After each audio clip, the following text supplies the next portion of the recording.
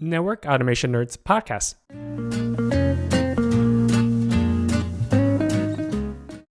Hi, guys.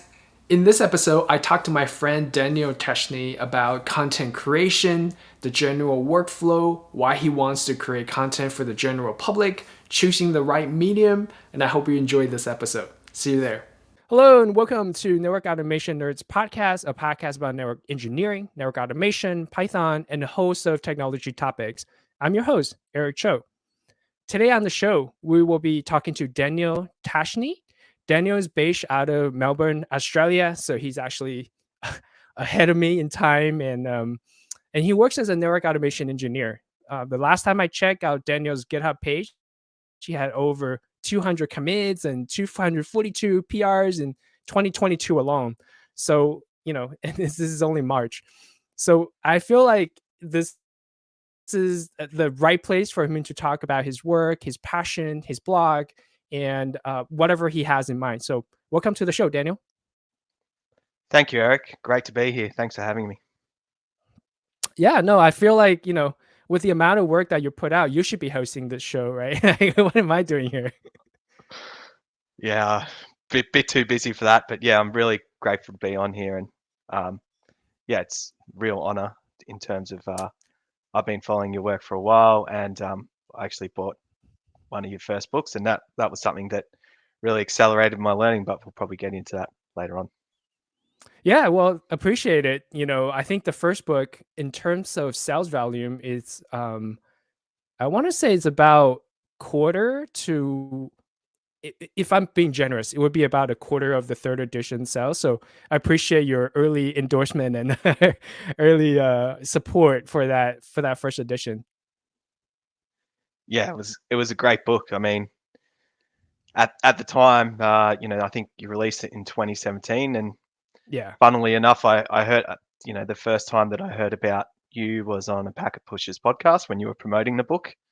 Yeah.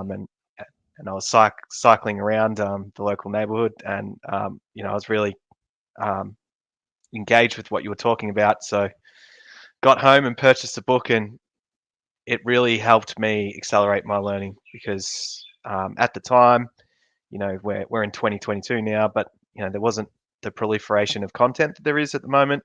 So Right. there were very, very little books going into it. And what I enjoyed most about the book was there was a lab to go with it. So it wasn't abstracted, or it wasn't something unrelatable. And you could work through the exercises and understand the content. And yeah, I think on behalf of me, but I guess everyone, it's great that you continue to produce content and help people out. And I probably wouldn't be here today without going through your book and learning things and adopting a different mindset. Yeah. Thanks, man. I mean, just for the record, we didn't set this up, right? Like I didn't pay you to endorse my book or anything I like think you that. did, didn't you? No, Um, check's not in the oh mail. no. No. Yeah, it's in the mail. I'm It's an very sincere about what I'm saying. Yeah.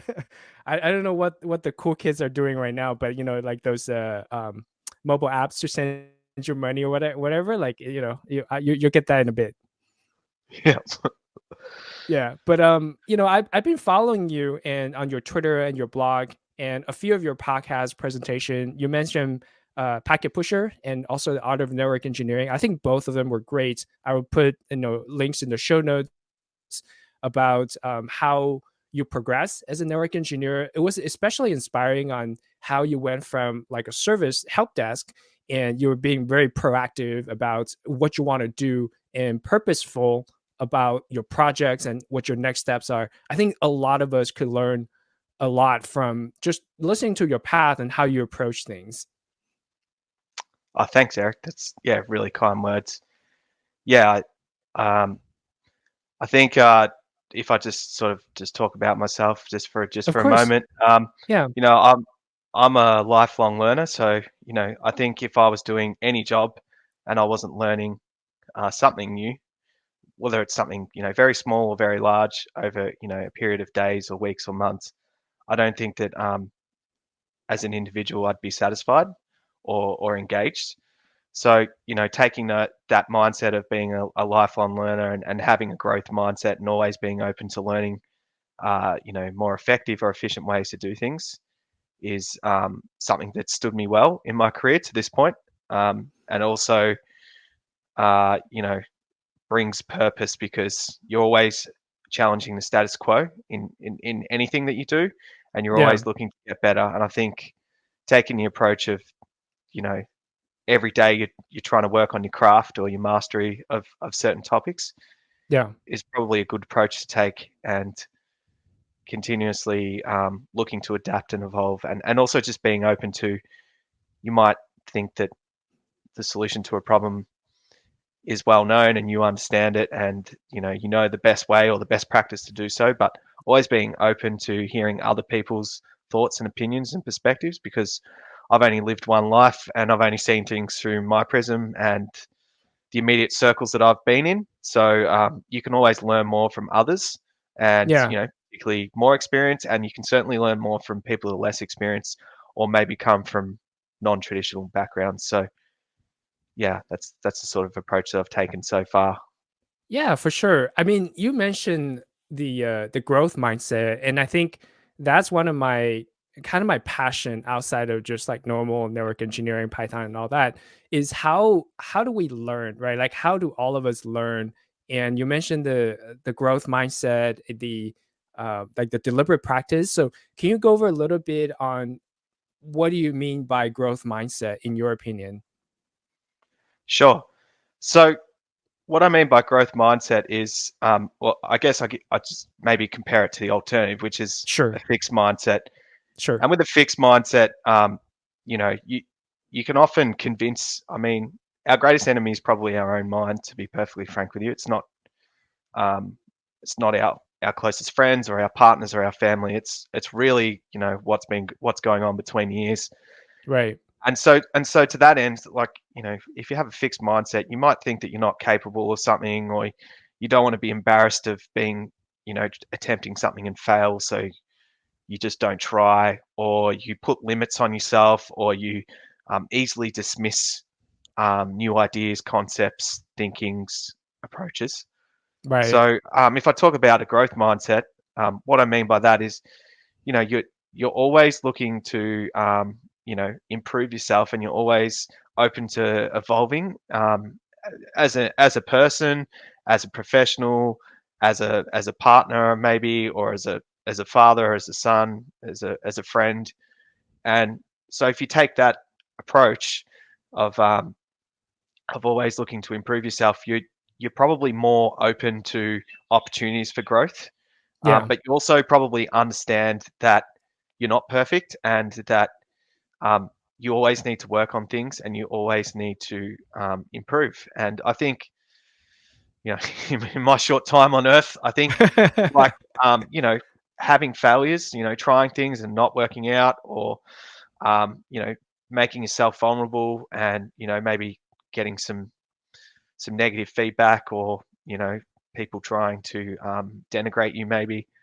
I think if you just push through that, I think you'll find a lot of benefits. And it's just probably for me, I found that it leads to a lot of things that you didn't think that were possible, such as being on this podcast with you, um, yeah. or like making virtual friends around the world. I mean, I live completely on the other side of the world. And if you told me when I was Right. growing up that I would be doing video conferences with someone that I'd never met in person, I probably wouldn't have thought that was possible. So yeah, just having that sort of mindset of I always can improve, and um, I can take every day or every situation as an opportunity to improve. But I mean, that also means that you sort of need to be accountable for the way things are going in your life. Right. And I think people think of words like accountability or discipline as they have like negative connotations in our Mhm, society. But mhm. for me, I find accountability as an empowering word, and discipline is you know a positive thing, because if I'm accountable for my own behaviors, thoughts, and actions, Yeah. then I can largely control my destiny, or what happens in my life. So Yeah. I think having maybe thinking about it like that makes you think that, maybe you're going through something at work where they're going to do a restructure, or you get made redundant from your job. And if you're accountable and you think I can control what happens next, or I can have a large influence over it, you're probably more inclined to make a positive situation out of it. Yeah, I think that's very elegantly put because at the end of the day, you mentioned it before, where the growth mindset is just ultimately, to me, it's just ultimately you believe you could change things, right? Like things are Yep. not fixed in nature, and so you could always do your best to change them, however small, um, however tiny, tiny habits. That's actually the book like right next to my hand right here. That you could make a positive impact. And like you said, once you realize that, you could have accountability where you control your own action, and that action will control your trajectory, right? Like you mentioned, um a lot of times, like we if we feel like we're not in control, then we just kind of give up, right? And then the experiment at Stanford with the prisoners, or these a few other famous psychological experiment where people, when they lose the control over their own destiny, then they become mentally helpless, and they start not care anymore. So I think what you said about growth mindset, controlling your destiny, in term having accountability for your own life, that means a lot. And I think that actually reflects to your career path and how you get to this point. And we did mention in the beginning of the show that your job title is network automation engineer. Like really, really cool. I don't think I've been able to get that title, so I'm interested in Yep. how you got to that title. But let's take back to kind of your origin story on Yep. how you get started. I mentioned, the Art of Network Engineering podcast, so you have a much more detailed explanation Yep. there. But maybe just give the audience who haven't listened to that episode just like Sure. a high level view of how you got here. Yeah, I mean, so I first got started into technology in high school or secondary school. I don't know. It's called different things around the world, and I was lucky enough to go to a school that had the Cisco Networking Academy. So, Yeah, that's amazing, in actually. yeah, and if I tell, um, I used to live in a regional area, so I didn't live in a capital city when I was growing up, Right. in my high school years.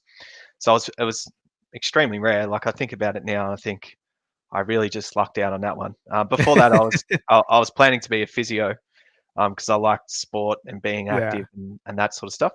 But yeah, I Right. went 2002. That's 20 years ago. Jeez, I'm Wow. getting Yeah. old.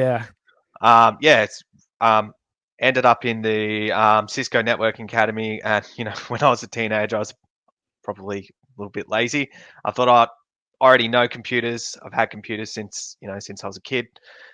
So let me just choose that, instead of choosing something that might actually challenge me, like I don't know, philosophy or something like that. So yeah, Right. chose that course, and the minute that I sort of started learning about it, like I was just really, really interested and engaged and intrigued. And the first time that we got in the class, like you get 5 routers and you plug in the serial connections and you configure it, and then the first time you see an actual ping work, and then you pull the cable out and the ping drops, Yeah. it had me hooked, to be honest with you. Yeah. Is that how it works? Yeah, I was just like, I couldn't get enough of it. Yeah. And learning things like, I remember subnetting, like it used to cause me, took me so long to get around to it, but like I really Right. enjoy math. Hmm. Always have. So I enjoyed the challenge of like trying to get better at it. And yeah, Yeah. so I finished high school, and I finished the Cisco Networking Academy, which was over 2 years. Then I went to like a, I don't know what you'd call it in America, maybe like Like a community community college, you mean? college. Yep. Yeah. Did a diploma of IT in network engineering. Well, I didn't finish it. That's Hmm. probably another classic thing. I didn't do the last module. Got into They got would have into automated that class today, but back then it wasn't automatable. So I think I think the last module was on project management, and at the time I mean, I did the course to get a job. I got a job, yeah. so I was like, classic 18-year-old. Like, why wouldn't you? Like, I'm not going to finish it, which is probably Exactly. my Right. maturity. And then yeah, worked in a desktop replacement role. Then moved back to closer to my home regional town. Yeah. Worked in a university, Yeah. which was quite an innovator in terms of Cisco. Like they were one of the first companies to have voice over IP phones in Oh, Australia. nice. Yeah. Yeah, and they've been like a long-term strategic partner. And worked in the service desk. Worked up through the levels of the service desk. So I'd done networking earlier on when I was, 16, 17, 18. And Right. then I had, I couldn't get a job in that field. So, I had to work my way through it. And then when I was, I think, 23 or 24, I finally got the opportunity to work as a network engineer. Hmm. Yeah, in the university. And that's probably when I first got into networking. Yeah. And that was actually an amazing story how you got into it, because if I remember correctly, you didn't just it didn't just be like, by chance they go, "Oh, hey, Tenyo, why don't you become a network engineer?" It was you Yeah. actively pursuing the project, you volunteer, and Yep. obviously you learn in your own time on, even as a service desk, so you go out of your way to actually learn more about networking, try to think of ways to save other people work, and people in terms appreciate that, right? Yeah. And I think that's another thing is um, there's there's the networking, the technology, and then there's networking, the skill. Yeah. And trying to always sort of see things, try and be empathetic to other people's point of view, and trying Right. to give people less reasons not to help you.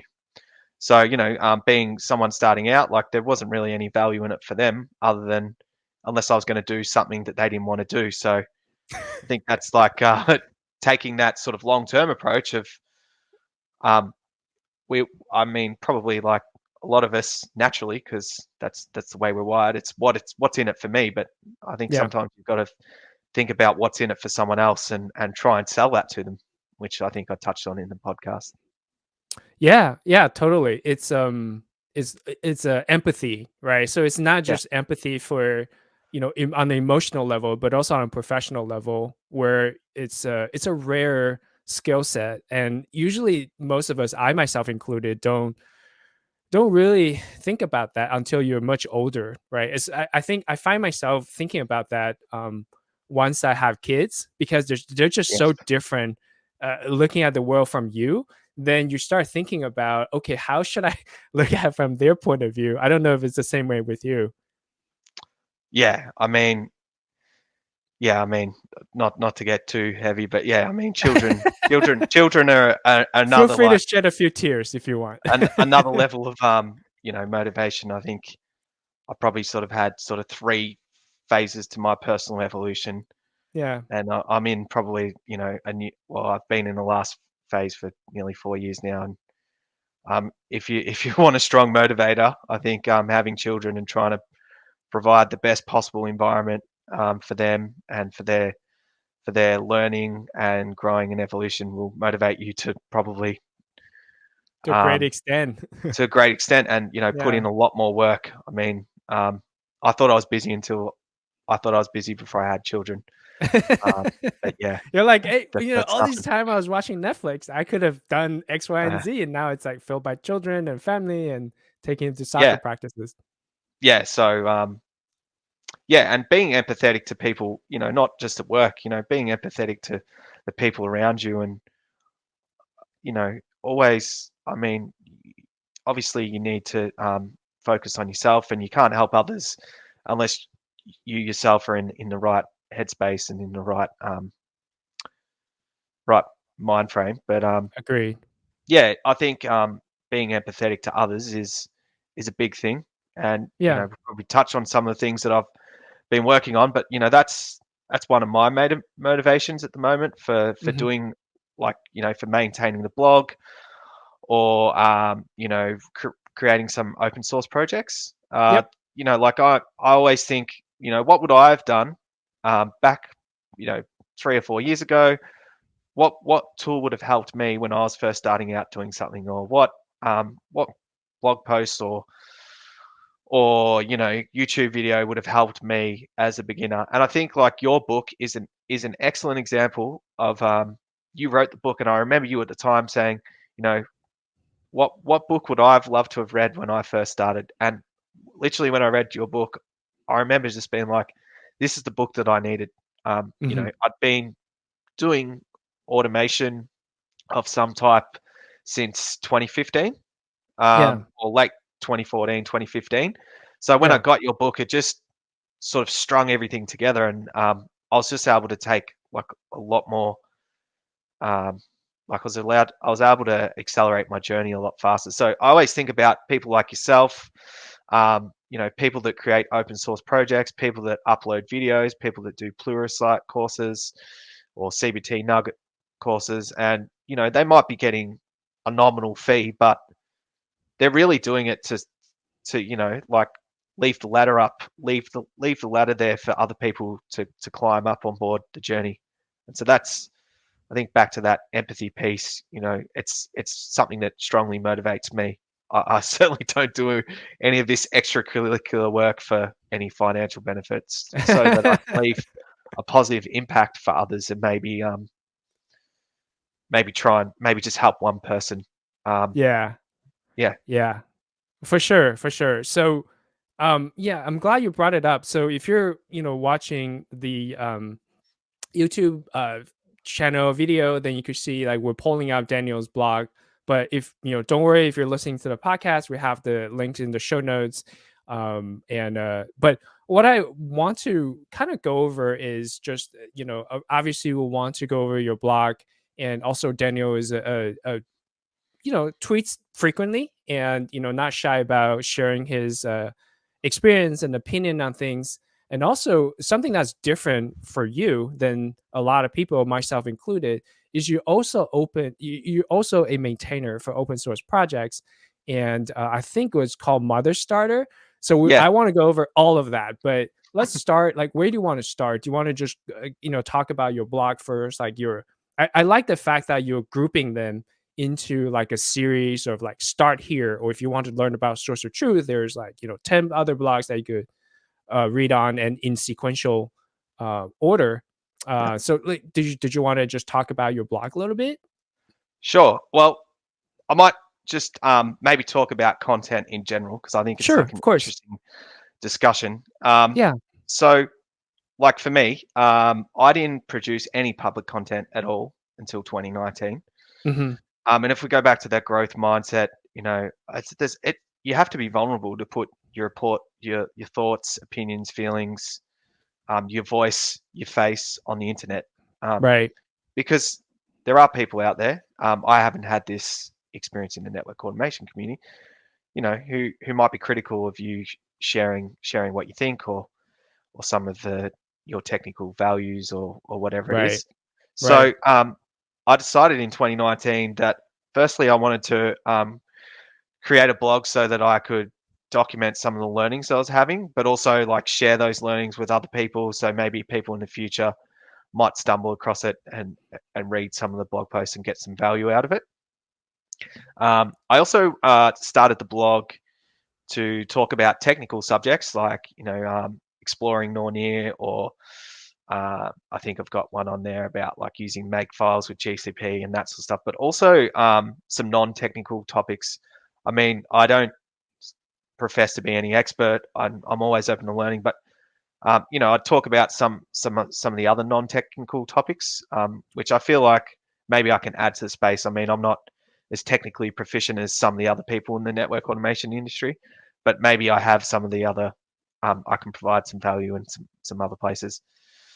Yeah, like so, Um, like a growth mindset, as you mentioned before, right? Or business value. yep, I think what stood out from your approach than maybe like a pure technologist approach is you always think about the business value, and in yeah, term that could justify whatever resources you want to go out and get, because you're actually standing from the point of view of businesses, and how to actually make a profit, right? Like, how does it be relevant to the problem that your business is trying to solve? yeah, absolutely. I mean, I love network automation, but if there was some other tool that I could put in my tool, like sometimes I think of like maybe a master builder is a good analogy. You know, Hmm. they have tools in their tool belt, or they have tools in their van. And realistically, I mean, where the mastery is using the right tool for the right job, or you know, learning about new tools so that when they come across a problem, they, you know, select the right tool, or they recommend a tool to you know, their apprentices or whatnot. Yeah. So uh, yeah, I think oh, sorry, I just lost my train of thought. No, no, it's I'd have okay. to, I think what you mentioned about the right tool is pretty crucial, right? And that kind of shows in your approach to, say, open source project versus a commercial project, which is what you talked about in the other podcast episode with Ethan on Packet Pusher. yeah, So you always prefer, I mean, correct me if I'm wrong, but you actually, I get the feeling that you prefer to learn things in a deep way to know whether this is the right tool or not, versus somebody hand you a shrink wrap software and say, well, we've done all the testing, trust me. yeah. Sorry, I got my thought back. So No, no worries, yeah, go for it. basically the you know, learning the tools is just being aware of all the options. So, you know, coming back to the Right. business value, like the reason that I'm passionate about network automation is because it ultimately delivers significantly greater business value to the business that I work for, or the companies that I work for. Sure. And it also delivers value to me personally. Right. The I mean, if we just think about it, like if I can automate some of the processes that I have to do in my job that I might have had to have done out of hours with changes, or automates away some of the menial tasks that I do that don't give me that fulfillment in terms of that growth mindset. Like if I'm sitting there once a week and grabbing outputs and creating an Excel file to send to my manager so they can send to someone else. I mean, is that really fulfilling me with? That's not going to fulfill me with enjoyment long term. I'm not going to enjoy what I'm doing. So Right. automation is just another tool in the tool belt. And ultimately, like, yeah, I just wanted to impress upon people that, you know, when maybe you read my Twitter, or look at my blog or YouTube, you might think that I'm a techie person and therefore I only get techie things. Right. And I just wanted to convey that no, it's all about what's the business value for the individual, like as Yeah. in you in the job, and the company, because it needs to work for both. And so that was sort of what I wanted to get across. Yeah, I mean, you and Nick Russo are two people who stood out to me as being very business value add focus, right? And I think it's demonstrative of how you progress in your career and how it has propelled you to where you are today. Yeah. So no, I completely agree, and I don't know if you know, but back in college, I was actually a finance major, and Yeah, I didn't even touch computer until I was much older, like last year in college, only because when I was growing up, like we couldn't really afford a computer, so I was yeah, actually sharing a computer with my sister. yeah, And I didn't dare take it apart and try to mess it up, and not now yeah, none of us could write out term paper and stuff like that, right? So I've always been interested in business, and as a finance major, you calculate something like internal rate of return or net present value, and yeah, computer was just kind of the natural progression in doing that, as opposed to calculate yourself. Like if you could use Excel, they have some amazing built-in functions. You don't have to pull out your pencil and pen to calculate it, but definitely that, when you're like yourself learning something that's open source, you learn it well, you create your content, and you push yeah, it out to the public so you can help other people. yeah. So I'm wondering, I mean, you have open source projects, and Mhm. also the blog. So how did you choose the platform you want to write about? And I have my own path, but I want to hear what your thoughts first. Yeah, yeah, it's a great question. It's probably the first thing I do. Yeah. Like I like spend a lot of time at work, but I do a lot of thinking on my bike, riding around, you know, riding near the local creek. And to be honest with you, like I probably solve. I mean, I probably should charge my work for it because I solve many Many things not at my desk. Expense your like bike riding hours. Yeah. But really, I try and think about it's always about the audience and what Yeah. would be the easiest way for them to receive this message in the most Yeah. effective way possible. Yeah. And then also, each medium has a certain amount of effort that comes along with it. So Sure. if we talk about a blog, it's a static medium. You don't really need to rehearse it. You can write a little bit, come back to it, refine Yeah. it, come back to it, etc., etc. We Sure. talk about like being on this podcast. Obviously, you need to do preparation. You Yeah. need to, ideally, hopefully this is coming across well, but No, you it's need to great. No, go rehearse for it. and think about about your journey before you get on here, and make sure you've got at least some sort of coherent thoughts. Yeah. If you think about video, um, you obviously need to record the video. You need to narrate the video. There needs to be there almost needs to be like a script or some sort of journey that you want to take your person on. You think about PowerPoints. Um, for me, PowerPoints, you shouldn't be able to understand a PowerPoint presentation um, by just looking at the PowerPoint deck. To me, if I can understand what the presentation's about by looking at the PowerPoint deck, Yeah. you've done, in my mind, that's not a correct use of that medium. So a Hmm. PowerPoint should accentuate the presentation. Yeah. It shouldn't be a replacement for the presentation. And yeah, like back to video. Yeah, you got to edit it. You've got to maybe you might want to time code it as well. So if you've got like a really long video, you might want to put time codes in there, which YouTube and other platforms have. Yeah. So always thinking about that end user. So that's what you got to sort of think of what your idea is, what would be the best medium to get your point across. Yeah. Um, and some things fit better in spaces than others. So the Source of Truth series, I don't think there would have been any value to do a video to that, because I'm not really like visually explaining anything, or Yeah. trying to visually engage my audience. So that was an example of writing a written form. Also, there was a lot of content. I think there was end up being like 5,000 words or something. So over all 4 blog posts. So chunking it up as well. I think that's another good thing. So making it consumable. Like if I wrote the 4 blog posts in one blog post, if you just click on one of the posts, Yeah. Eric, my For my sure. site tells you how many minutes read it is. So like if I made it all in one post, and then up the top you see there, if it says 38-minute read, well, I've Right. lost 90% of the people.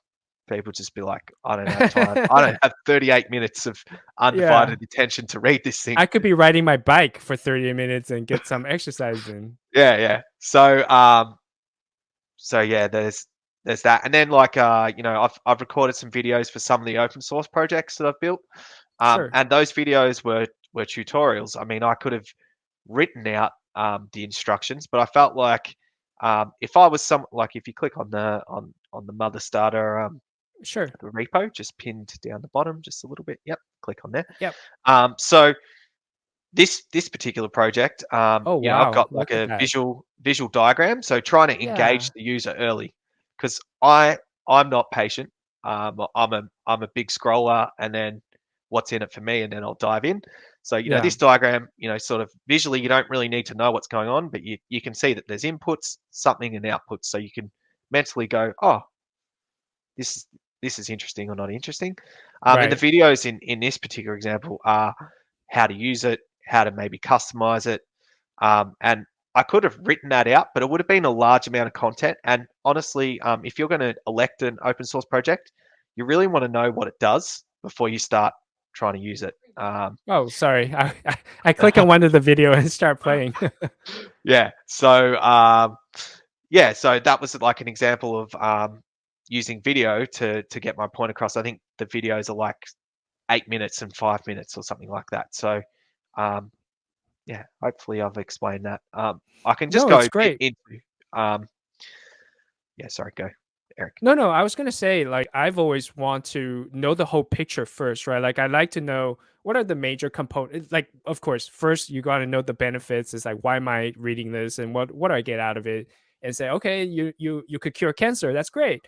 Then, I want to know what are the big pieces. Now, here's the input. Here's the modifier. So now I know by the time I finish reading, I should, or like during the time when I was reading, then I could kind of piece together what I'm reading here is about input, or what I'm uh, engaged right here is about processing. So that even if I have, say, so you list out your inputs being CSV, JSON, and like the spreadsheet, right? XOSX, Yep. or and so as long as I'm reading about that, then I could say, okay, now if I have like XML as an input, or if I have some other inputs, or then all I have to do is just kind of swap out this portion, Yep. and all the other ones, like your mother starter, ingestion, your transformation, still applicable, or like your output. And I just need to, let's just say I want to do HTML as an output versus Yep. CSV, then I just need to swap out that component. So I really enjoy like the fact that you've broken it down into pieces, so that mentally, when I'm learning your content, I could piece them together in. Yeah. And I think it takes a lot of practice with this sort of technical writing, I guess, or technical documentation. Compartmentalization, would you say? Yeah, yeah, and like I think I've watched quite a few presentations. Hmm. Like David Barroso, the Napalm. creator of Napalm and Nornir. Sure. A lot of his presentations, they start out easy and they ramp up as they go, and Right. at you, there's like a story that's building as you go through Yeah. the presentation. So at each level you're engaged, and there's a suspense. There isn't I'm going to tell you everything now, and then the rest is just stuff you don't need to know. Like it builds upon things, and so like that's how you Right. engage a user. Sorry, you engage the recipient, Yeah. whether it's in written form, whether it's in visual form or video form.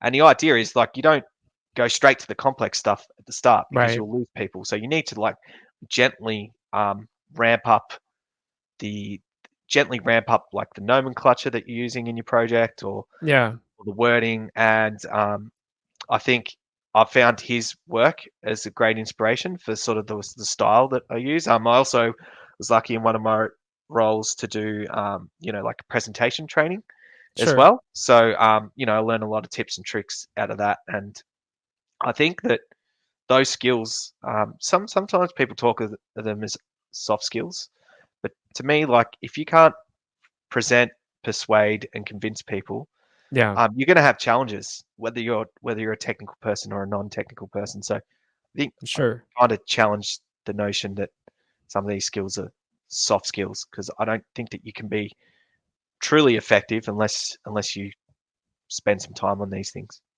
Yeah, I agree. I think soft skill, some people might say that, and I've heard that before as well, but I personally don't think of them as soft skills. I kind of categorize them as in macro skills, Yeah, meaning these kind of skills are applicable to multiple areas, right? Like your reading and writing, how you communicate, how you think for yourself, how you learn. Those are kind of macro skills that once you learn, or how to establish good habits, once you learn how to do those are applicable to every facet of your life, like whether you're with your partner, with your kids, or with professionally, personally. So those are actually the skill sets that I think really worth investing in, versus like how BGP works or how OSPF works, right? It's just even more important because you could learn BGP OSPF with next great thing if you know how to learn. So I'm glad you mentioned it in your content creation journey. It's interesting how you kind of structure your content creation according to kind of how you learn things yourself, like you're kind of progressing it. yeah. And just like another thing on the content, so I got a logo developed by a good friend of mine, um, Tim Tim Hmm. Baker. He's Okay. one of my school friends. Shout out to Tim. And yeah, shout out to Tim. He'll love this. Yeah, He, yeah. he's got no idea this stuff is. I think he Yeah, just called exactly. So my left ear is mainframing really or something. scratchy. Yeah, so Yeah. I got my logo done by him, and you know, like if you click on my Twitter, like you'll see that the banner has a color to it.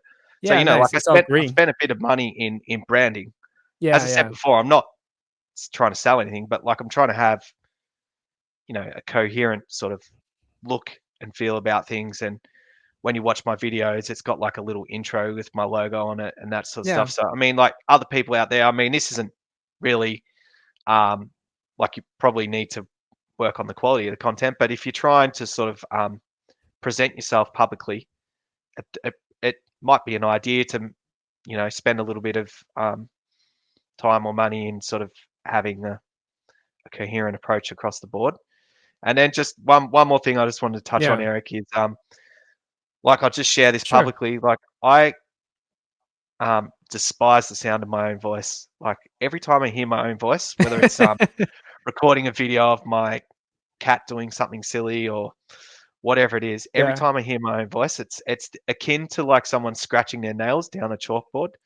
For those of you that Yeah, you and I remember both, what buddy. chalkboards are, um, but I Yeah. had to get over that. Like I had to just let go of that. Like, and that was Yeah. like that back to what we're talking about at the start. That's an example of like a fixed mindset. Like I hate the sound of my voice, therefore I'm not going to record anything because it's embarrassing. But like Sure. that was just a constraint that I was putting on myself, and no one else has ever said to me that. Like in my entire life, no one's ever said, "Oh, your voice sounds really silly. Like you sound like a like there's Like a something wrong with you." kangaroo. No. Yeah. So Yeah. so yeah, like you know, I had to I just had to grow up and get over it to get to these other levels. So I Yeah. just thought I'd share that because I think um maybe like publicly we can all sort of project that, you know, we've got everything under control and that, you know, we're Sure. very much you know, everything's going fine. But I think, yeah, back to sort of like being vulnerable to grow. Um, I wouldn't be on here if I still had that fixed mindset, right? Like I'd be terrified to be Right. on here. So Right. yeah, Yeah, no, I mean, I think a lot of truth in that is I too don't like the hear the sound of my voice. I every time like when we're in the car, like when I take my daughter to school or something, sometimes she would say, "Oh, daddy, did you release another episode?" Yeah. Can we listen to it? No. It's yeah, like no, heck no, right? Like, I every time I do or like stop when I shouldn't be, I always say, okay, how do I edit that out? But if I edit that out, it's another jump frame. And so that's something I too have to get over it. But if I look at the benefit of just put yourself out there, is I get the opportunity to talk to amazing people such as yourself, such as all the other guests on the podcast before. And yeah, sometimes it's not like worth it if there's a troll or something that's or you put something out there and people don't really like it and they're more critical than not. But at the end of the day, the benefit really outweighs the cost, which is just kind of setting up the lights, the camera, get some subscription going. But I end up talking to amazing people, amazing human beings, and I learn a lot of stuff in a way. So that's how I feel about it on just the content creation. But I'm wondering, you mentioned, the growth mindset and why you kind of create the content for the general public because you want to help other people. So what other benefits or reasons on top of that you think you want to create contents for the general public to consume?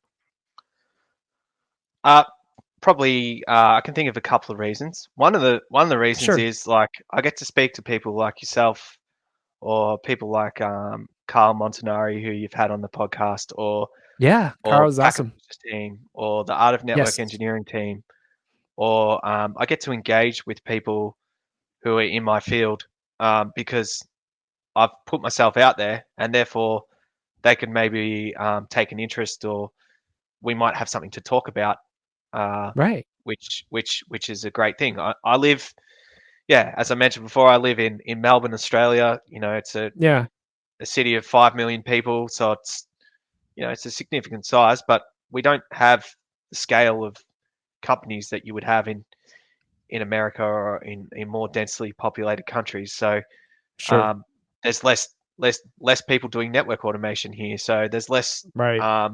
chance to network and physically meet like-minded people. So um, I think it's a great way of speaking to other like-minded people. Yeah, Um, and I agree. you know, I think that I use Twitter for many reasons. Apologies to all of you that would see stuff about a thing called Carlton Football Club. It's an Australian rules football team. You probably have to mute that word if you're following me. But I use it so that I can stay up to date and stay across new things or thoughts or comments or conversations. So it's a great way Yeah, for me to just to stay across the industry and those sorts of things. And yeah, then, the second reason of doing all this sort of stuff is, um, if you think about like the modern sort of hiring practices, like I you mean find, like like jobs and stuff? yeah, like if I talk about my friend Tim, who's a Yeah, successful graphic designer, he has a sure. portfolio. Yeah, That's a common thing in their industry. He probably right. has a resume as well, but um, like being able to articulate a multi-dimensional description and adequate representation of yourself publicly allows people to sort of understand who you are, understand your thoughts, the way that you approach things. Yeah, Um, so it's a good way of articulating yourself to others. And should they choose to read it or should they choose to not, your public anything you put digitally out there in the public, can be used negatively or positively, in your career. Maybe taking back to sort of like that accountability piece, like being deliberate with what I actually project and put on public forums so that people can have, I can get across the accurate picture of who I am and what I'm about. Because like when like I've done many interviews trying to interview for people or hire for people. right. And yes, I'm interested in their technical skills. I'm interested in, they know dictionaries and lists in Python. Yeah, They know, how classes work and all that stuff. But I really want to know the person. I want to know what drives you. What are your personal values? right. What do you do? Um, what motivates you? How are you going to behave in certain situations? That's what I Yeah, want to know. If I was going to hire someone. Um, so I mean, just being transparent that you know, um, there's not I'm not like actively looking for work or anything, but I think it's just important to own your personal brand and yeah, to project what you want to project and to have like a coherent story of who you are as a person.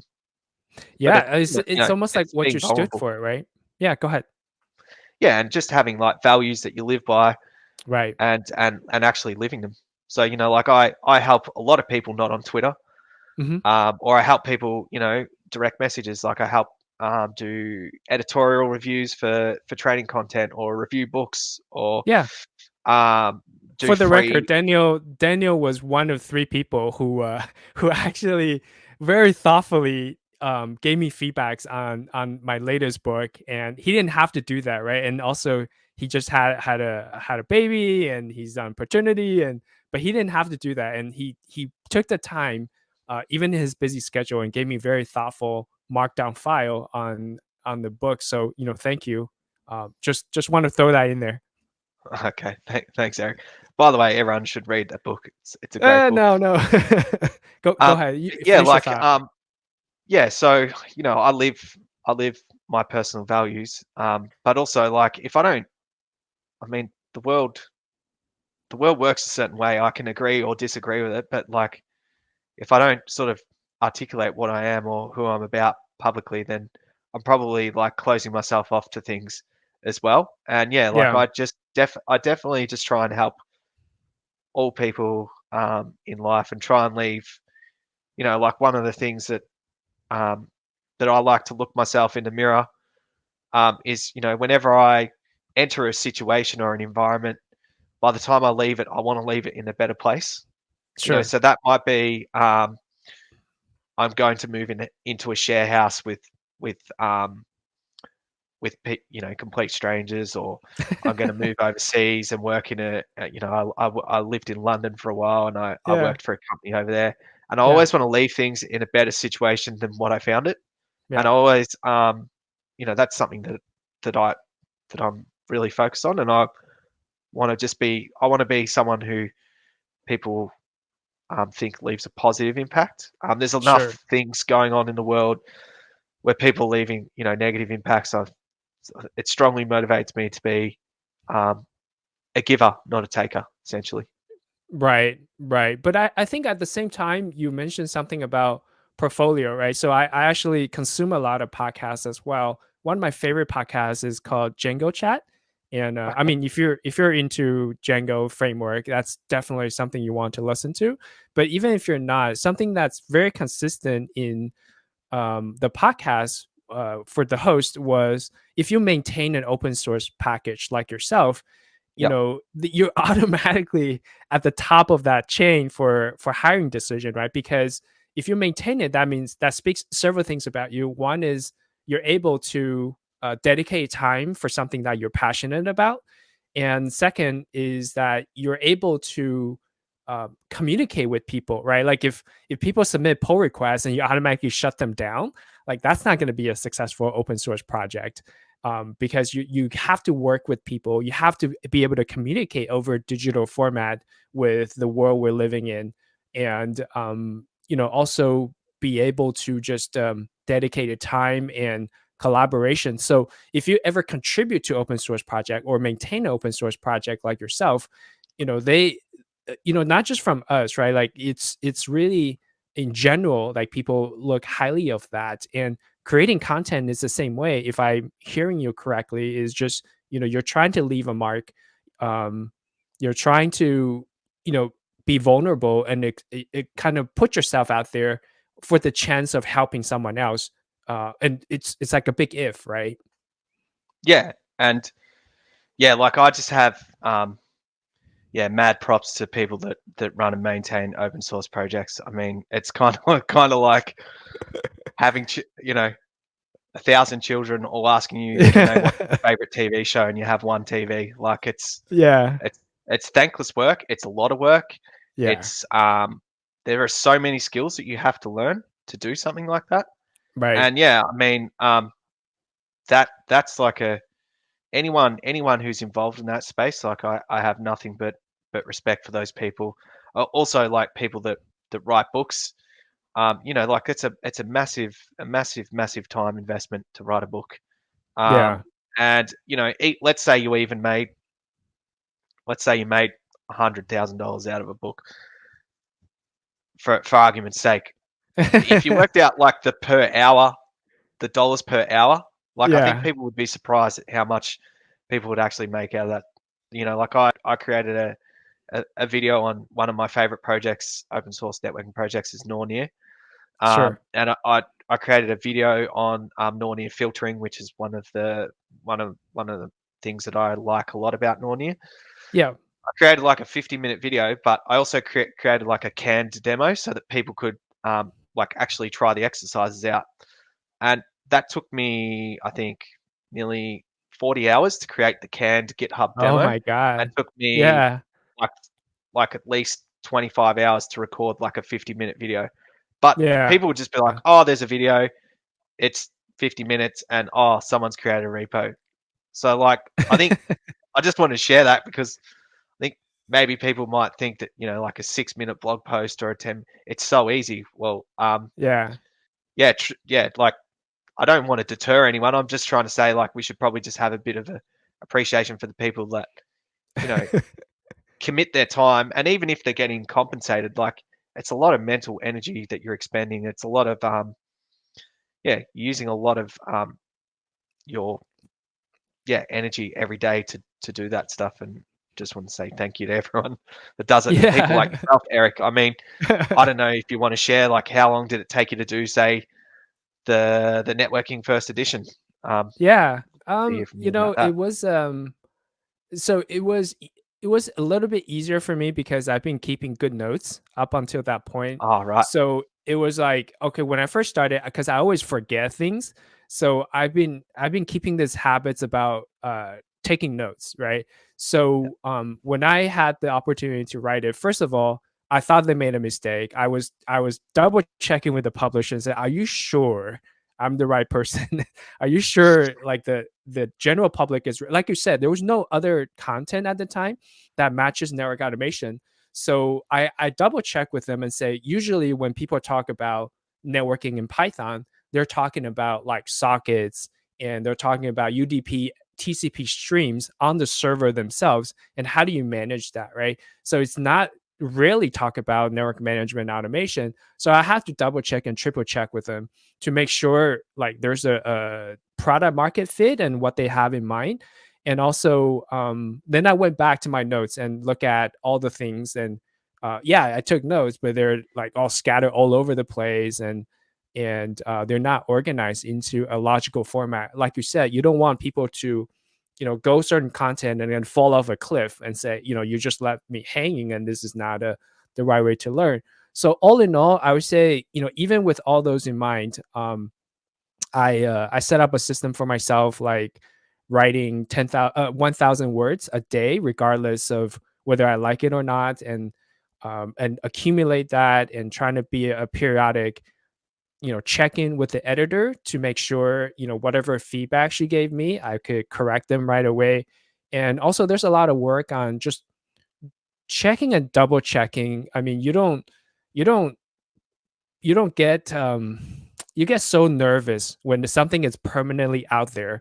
So you want to Absolutely. make sure you do your due diligence, right? Like I'm not afraid of being vulnerable because who cares, right? Like if somebody think I'm good or bad, it doesn't impact me. As long as my kids think I'm awesome, then I'm good. Yeah. But yeah, but also at the same time, even though you know something for sure, when you write it down, there's a certain weight to it. So you go out and double check and say, is this really, really true? Right. And, I also rely on my friends for, shout out to Alan Su for being the technical editor or technical verifier for technical reviewer.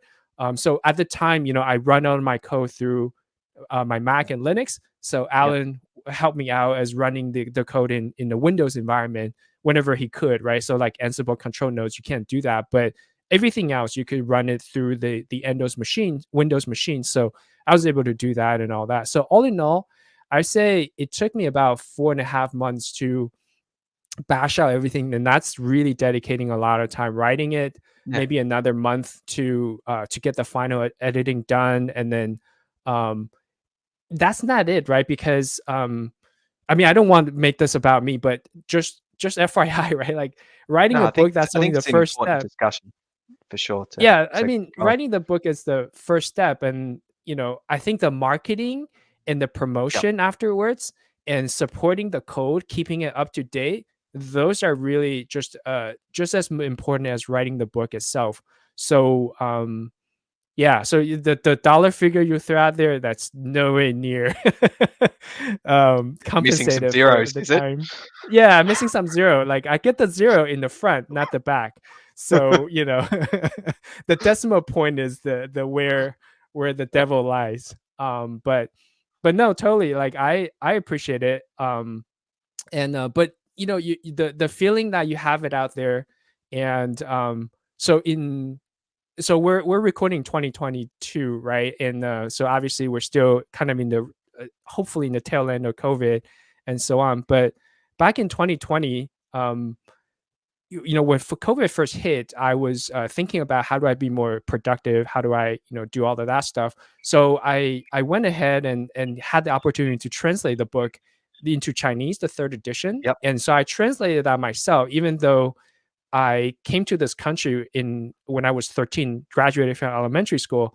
So my Wow. Chinese sucked, but I was doing word by word, Probably and a I bit was better than doing mine though, Eric, just quietly. yeah, man, like it was crazy. It's almost I have to go relearn the language just to translate and all that. But the point was the feeling, the amount of accomplishment that you get when my mom sent me the picture of like, oh my god, my book is in the bookshelf that my mom could see. That was just unparalleled. So I think content creation is really benefits yourself more than anything else. obviously you want to make it positive impact, like you said, leave it a better place for others, but at the same time, it's beneficial to you as well.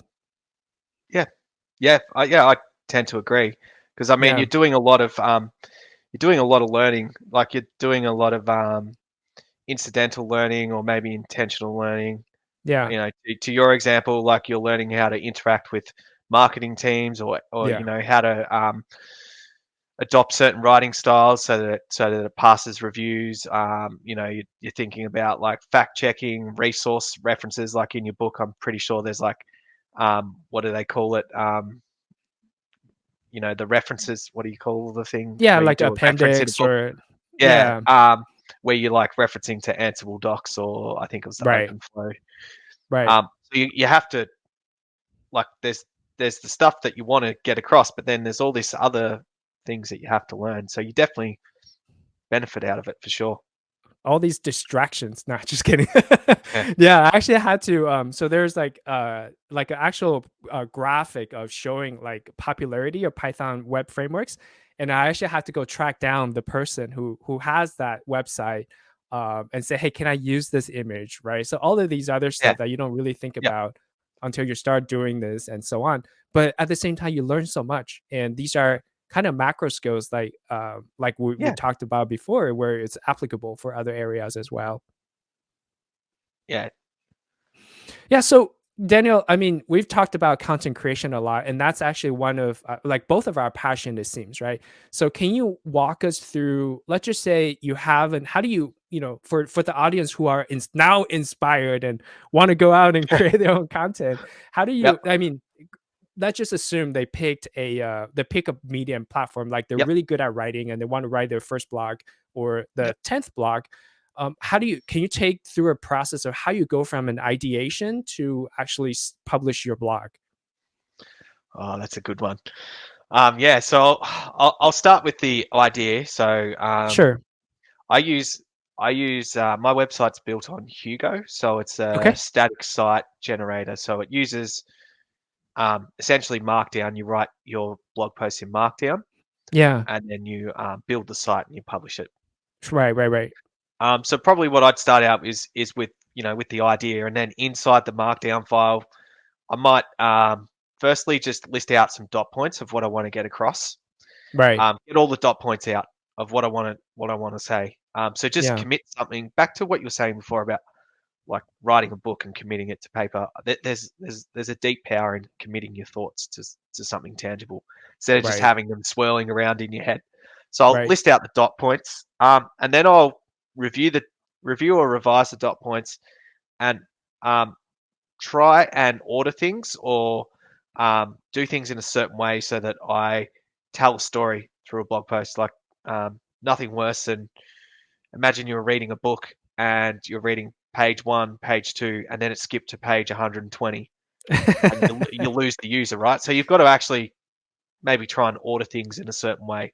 Right. Um, then so I might put some headings out and then put some Yeah. dot points under those headings.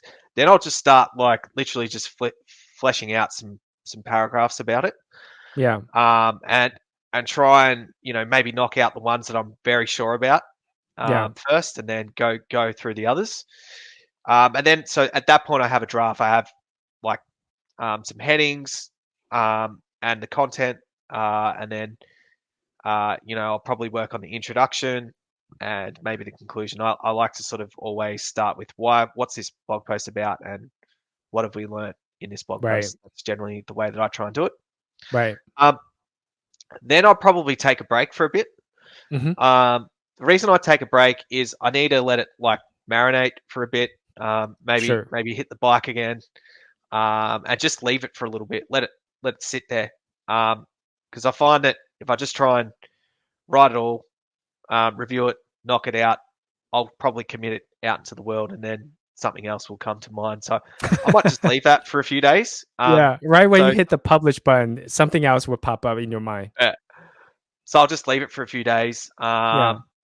And then come back to it. And I find that like leaving that space allows you to just essentially, as you're writing something, you're building, your memory or your RAM Yeah. about the topic. So just like flushing that out, coming Right. back and reading it, and then Sometimes I find that maybe I've got the ordering wrong, or as I'm trying to explain, say the fourth topic out of Yeah. the list of topics, like I go topic 1, 2, 3, 4. Yeah. As I'm trying to explain the fourth topic, I need to really re-clarify topic 1. So I Mm, just start tweaking that sort of stuff. right. I get it to a point where I'm happy with it, Yeah. and then I'm going to talk about this. There'll be a blog post coming out soon about how I've automated this process, but Hmm. I'll review it for grammar and spelling errors in Visual Sure. Studio Code. Hmm. Um, I'll just use this as an example, but there'll be a blog post coming out soon about how I actually automate this process. Hmm. And also I'll review it for grammar or spelling errors. And then I'll say, yep, I'm happy with everything, like happy with all the content. And then again, I'll leave it another 3 or 4 days. Yeah. And then I will actually read the content as if I know nothing that's in my own head. So it takes like a little bit of a mental exercise. Like Hmm. just imagine you don't have your own brain and what you're getting across, and literally read the words as they're literally written on the page. Like Hmm. almost like um, if you were in a team, um, try and get like the least experienced person to read maybe your internal docs, because they'll literally read what's on the page and they won't infer between the gaps or understand, the implied language. And Yeah. I sometimes I like that. find, pardon? No, I say I like that very much. I think you that's a great thing that I did not do. So something I've learned as well. Yeah, and the reason I do that is back to that empathy piece. Is like no one's got my brain, so they probably don't, like if I just only read it through my perspective, something might not hit the mark. So Right. yeah, I'll take this sort of like lobotomy approach. Yeah. Read the thing. Sometimes there might be tweaks, sometimes not, and then I will probably publish it on that day or maybe the day after, Hmm. um, and then send it out into the world. I might do a tweet about it. I Yeah. might do a LinkedIn post about it, to get that across. So that's my workflow. I've started automating the process though, using an open source project called Veil, Okay. which is written in Golang, and it Okay. can automate your spelling checks Oh and wow. grammar spelling checks and writing style checks.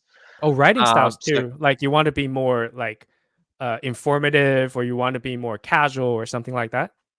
things like when you write they are, Hmm. they are, it'll tell Sure. you that you should use the there. So they Oh, okay. Got it. apostrophe re. It'll say, Hmm.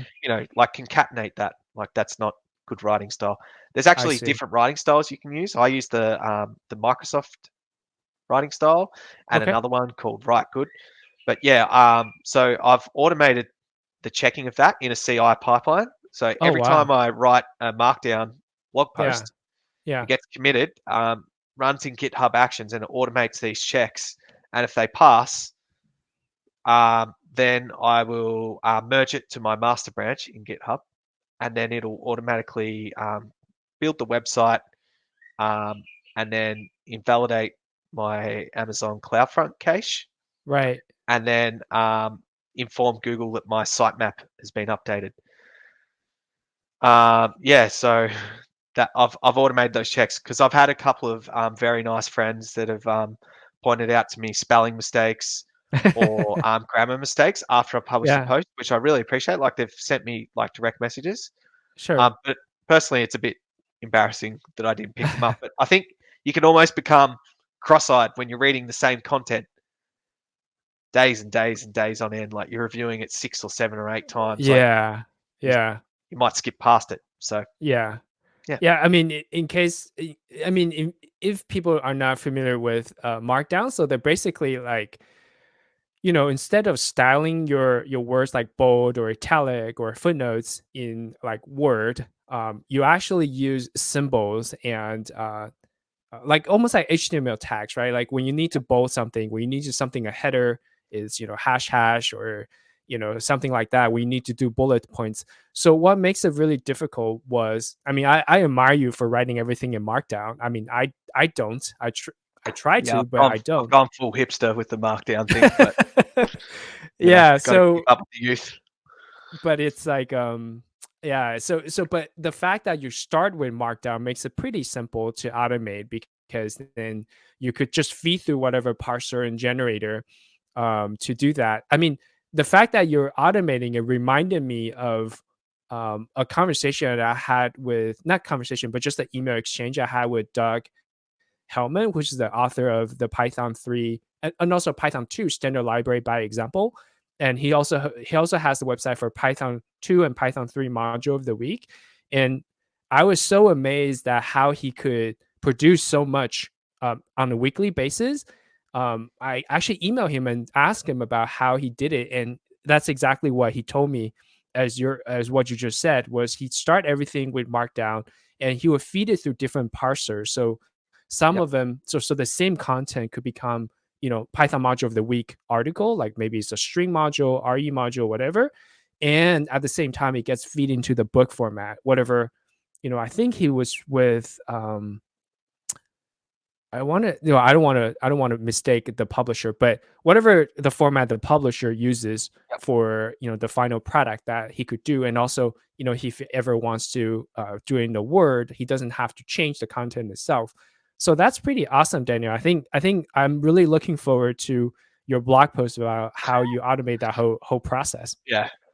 Yeah. I mean, yeah, like, and this is just like an example of like, it's got nothing to do with network automation, Yeah. but like I'm always looking to improve. So, I thought surely there's a better way of doing this. The And so like, famous words. Surely there's yeah, a better way to do this. yeah. So that's, like I spent time and I've worked it out, and yeah, I've just got to get the blog post together. So it's like a blog post about the blog post, Yeah, which is a bit of like an exactly. Inception style article. Yeah, Exactly. but also yeah, just trying to use the tools that are out there. And yeah, I think hopefully people will find it of value. Yeah, you But need to. this is something of like learning Markdown as part of network automation studies. I Right, then decided to like use Markdown to build my site, right. Your and now GitHub I'm module, for example. yeah. So just using everything that you learn and putting it together. Man, like, it's funny you mentioned Inception. So now you have to do a tenant style where the backwards it's the same as the forward or something like that, right? But it's fun. I mean, so we talked about content creation, we talked about why you do it, we talk about the various mindsets of doing content creation, how to choose the medium, the benefits, and we kind of went through the whole process of how you go from ideation to a finished product. So those are just excellent. I think I've learned a lot from our conversation. Is there anything else you want to mention on just content creation, like kind of call to action for the audience? Yeah, look, I would say give it a go. Like the other thing that you could do is maybe write a private blog for Hmm. half a year if you don't feel like, if you're like me and you've felt a little bit insecure about it, you might want to just um, so we maybe can link in the show notes, Eric. You can build Hugo. Hugo's like a static site generator Sure, server, and you can sure, write maybe your own blog post for 6 months, maybe, and not publish it anywhere. right. Or so just give it a go. Reach out if you need help or advice. I think that's like always happy to help people. And yeah, just understand that like whatever you produce today, it'll it'll get better. So it's Yeah, just like, it's like anything you need to do. You need to practice. So maybe that's why I mentioned like maybe just record your video, but don't send it, like don't put it on YouTube. yeah. Or Send it to maybe your record. mom. Like you'll get some good feedbacks from Yeah, there. you'll get some robust Nothing feedback but love. from your parents. Yeah. So yeah, I think like there's space for everyone to develop content, and Yeah. yeah, I think it's a good way of like showing people what you're about as well. Um, but also like if you don't want to produce content, but maybe you want to like sharpen up like helping projects or just getting involved. I think like I haven't had anyone to this point where I've sort of been like strongly deterred to the point where I don't want to do it anymore. So it's not that scary, even though I've maybe tried to scare a few of you. That wasn't my intent. No, I mean, I think that's great. I think that's a good idea to just kind of get into the habit of writing stuff. And I forgot where I got this from, but the gist of it was that if you're not good at doing something, why do you not do it, right? If you're not good at something, you should be practicing more. Like, how do you get better unless you start doing it and practice more? So, if you're sold on building your own portfolio, if you're sold on, kind of building your own brand, you should just start do it. I mean, you will not get better unless you start practicing. And like I'm sure if you go back to reread about the very first blog that you wrote, immediately start think of a lot of things that you could improve. But that's okay, right? That just means how much you've grown over the years. Yeah, definitely. A bit of strike through markdown, Eric. Could Yeah, be yeah, all yeah. over us if you. Yeah, but it's just like just understanding that tomorrow you should aim to be better than today. So naturally, something you produced last week shouldn't be as good as what it is this week. Like, and Yeah. just being cool with that. I think. Yeah. Almost like you've done something wrong if if what you write now, which was like perfect a year from now, right? Like you haven't really improved. So it's only natural. Yeah. So, Daniel, I mean, we'll put everything in the show notes, but do you want Yep. to tell people where they could find you, where they could connect with you, listen to your thoughts? Yeah. So probably the best place to reach me is on Twitter. Okay. That's where I probably hang out the most. So my username is at Daniel Teycheney. And probably the only other one I'd mention, because it's sort of a landing page to everything else that I produce, is my blog, Okay. which is blog.danieltechney.com. And if you go down to the very bottom of the blog page, there's a link to my GitHub. There's a link to my YouTube channel, Twitter, and LinkedIn.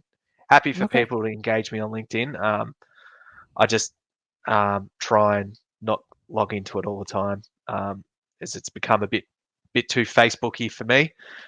Yeah, People start posting their cute cat videos, and kind of that's where you draw the line. I just like I'm on certain mediums for a certain purpose. So I'm on LinkedIn to connect with people professionally, like network with people. Yeah. But not everyone uses Twitter, and Twitter's like a bit more informal. Like I'll be a little bit more bit more playful with my language, or as I said before, comment on the Carlton Football Club. Like a bunch of other stuff that I'm interested in. That's not just professional stuff. So Yeah. yeah. Awesome. Cool. Like we said, we're gonna have all the links in the show notes, as well as things we talked about. Daniel, it's been a pleasure. I really appreciate you coming on the show. I think our listener get a lot from just the content creation process itself. So thanks again for taking the time. Thank you, Eric. So thanks for listening to the Network Automation Nerds podcast today. Find us on Apple Podcasts, Google Podcasts, Spotify, and all the other podcast platforms. Until next time, bye bye.